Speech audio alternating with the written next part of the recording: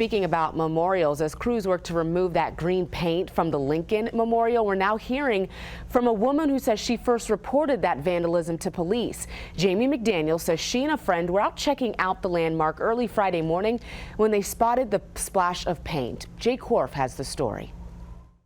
And it didn't make Jamie sense. McDaniel of Stafford, Virginia, decided to take a friend from out of town on a late-night tour of the monuments. You have to go to the Lincoln. You can't miss the Lincoln. When they got to the Lincoln Memorial early Friday around 1:30 a.m., they heard something unusual echo from beside the statue. A group of 6 to 8 men in their early 20s were being disruptive while standing near a monument that honors one of our nation's most revered presidents. You know, a lot of profanity words, you know, just stupid things. The friend she came with, Aaron Gillis, snapped a picture that night with the people who they say were being disruptive in the back right of the shot.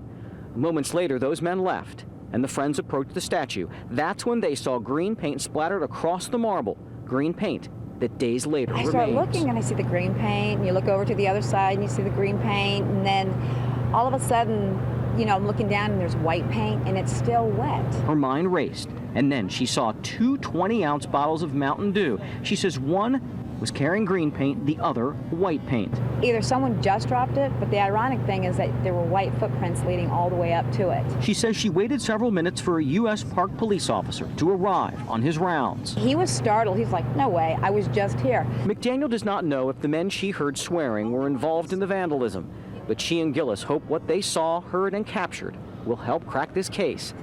And many who came to the monument on Sunday to admire an American icon remain mystified that anyone would deface this place of honor. How could anybody just be that stupid to come in and just throw paint on it? I mean, what would be the motive for doing something that vindictive? Jay Korf for ABC 7 News.